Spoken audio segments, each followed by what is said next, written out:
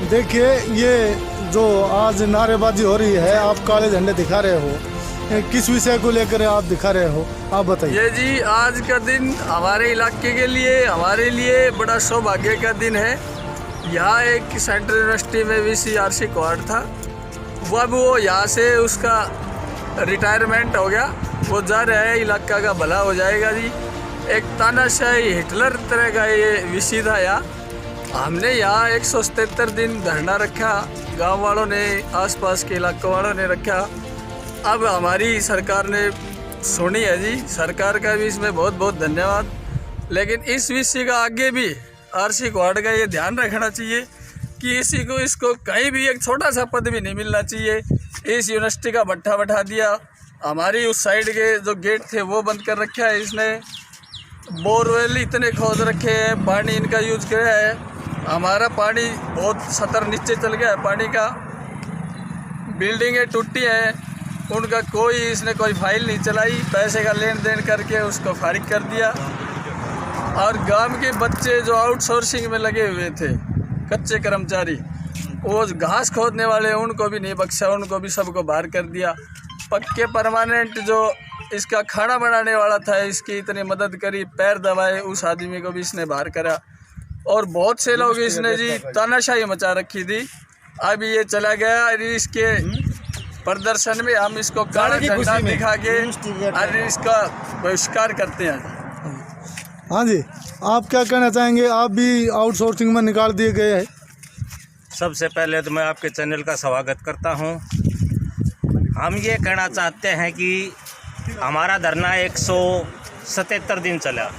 177 दिन में हमने सांसद महेंद्रगढ़ भिवानी लोकसभा क्षेत्र के विधायक पूर्व शिक्षा मंत्री इन सब से मिले, रमेश पोखरियाल जो कि एक महकमे का मंत्री, और सांसद ने आकर के हमें बलगला करके और हमारा शोषण किया। उसी की भी मिली भगत थी, दोनों भ्रष्टाचारी हैं, दोनों ने मिल करके हमारे इलाके का बहुत बुरा हाल कर दिया।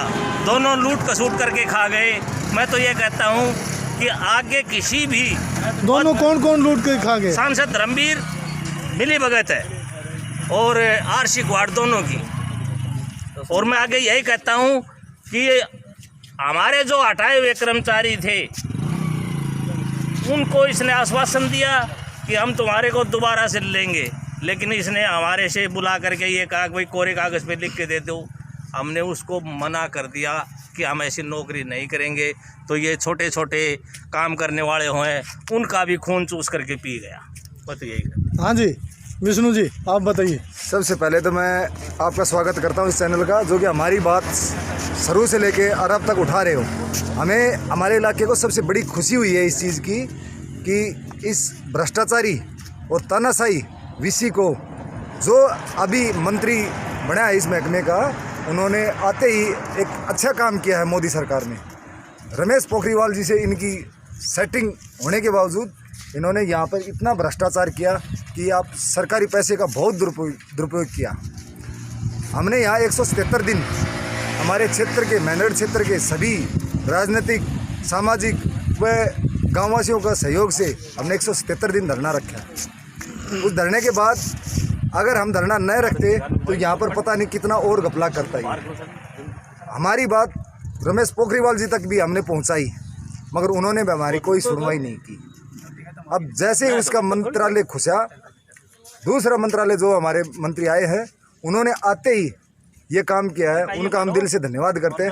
और जो भी नए VC आएंगे उनका हम यहाँ पर स्वागत करेंगे, आने में स्वागत करेंगे। और इसका विदाई में इसके हमें बड़ी खुशी हुई है, काले झंडे दिखाकर इसका विदाई करेंगे। हाँ जी, राजकुमार जी आप भी बताइए। सबसे पहले तो मैं आपका और आपके चैनल का स्वागत करता हूं, धन्यवाद है। हम 177 दिन से यहाँ पर धरने पर बैठे हुए थे। हमने बहुत संघर्ष किया, राजनेताओं से बहुत रिक्वेस्ट करी और भी आगे हमने बहुत बात पहुँचाई, लेकिन हमारी किसी ने नहीं सुनी। लेकिन हमने अपने संघर्ष और उससे हमें कामयाबी मिली है।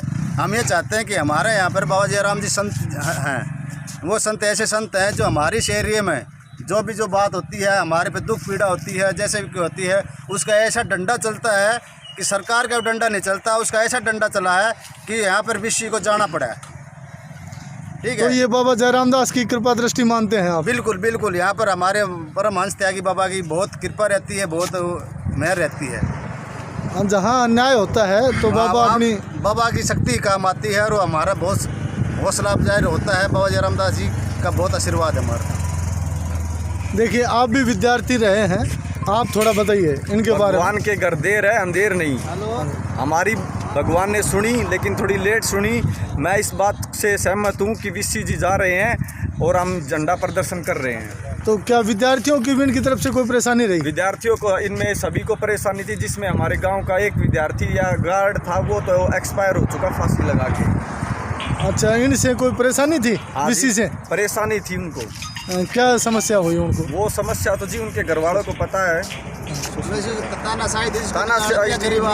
हाँ जी, राजकुमार जी, आप बताइए, आप गांव से हैं। भाई ऐसा है कि वो बहुत ही गरीब था, हम उसकी मदद करते थे। उनको मतलब एक वक्त की रोटी भी नहीं थी। उस बेचारे को हमने किसी भी तरह करके यहाँ पर उसको लगाया था, लेकिन वीसी ने उसको भी निकाल दिया। उसने ये सोचकर उसको मेरे पास कोई आमदनी नहीं है, इसलिए उन्होंने आत्मदाह कर लिया। लेकिन इस वीसी ने उसका भी कोई उपाय नहीं किया, ना उसको कोई धनराशि दी, ना और कोई किस प्रकार की मदद करी।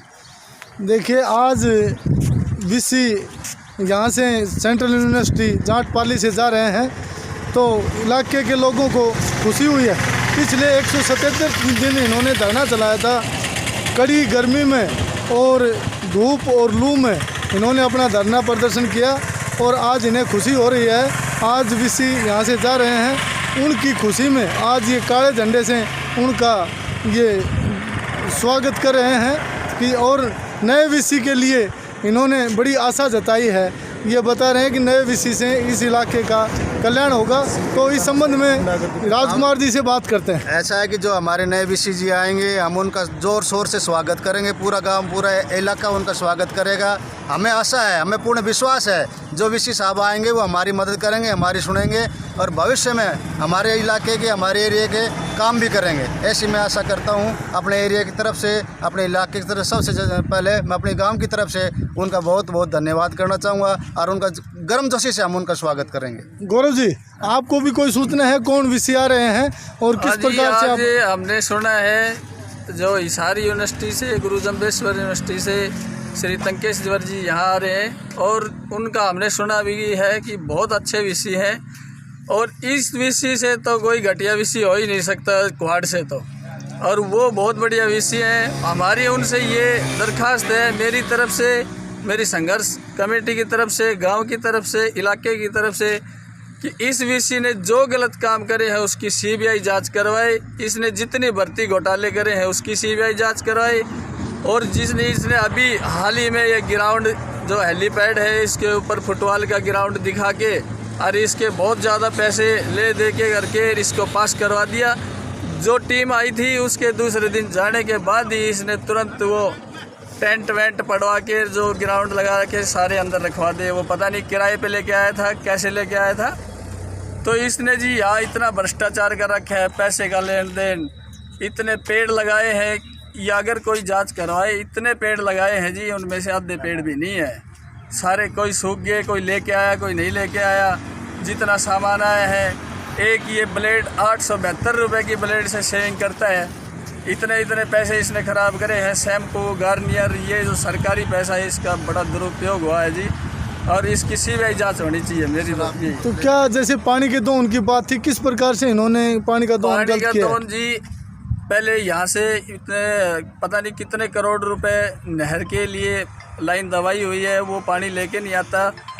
और जितने बोरवेल इन्होंने कम से कम 7-8 यहाँ बोरवेल कर रखे हैं, दिन रात पानी की भारी 20-20 एम्पियर की मोटरें चलती हैं, और उसकी वजह से यहाँ पानी का स्तर इतने नीचे चला गया, और हमारे इलाके का इतना बुरा हाल हो गया जी। अब किसान है, आगे आगे ऐसा हाल होगा कि हमारे लिए फसल उगाना भी नामुमकिन हो जाएगा। विसी तेरी तानाशाही खत्म हो गई, खत्म हो गई। विसी तेरी गुंडागर्दी नहीं चलेगी, नहीं चलेगी। विसी तेरी तानाशाही नहीं चलेगी, नहीं चलेगी। विसी तेरी गुंडागर्दी नहीं चलेगी, नहीं चलेगी। भारत माता की जय हो, भारत माता की जय हो। बोल बाबा जयराम दास की जय हो, बोल बाबा जयराम दास की जय हो। माता की आरसी कोड मुर्दाबाद, आरसी कोड मुर्दाबाद, राजेश मलिक मुर्दाबाद, राजेश मलिक मुर्दाबाद। Subscribe now and press the bell icon. Never miss an update.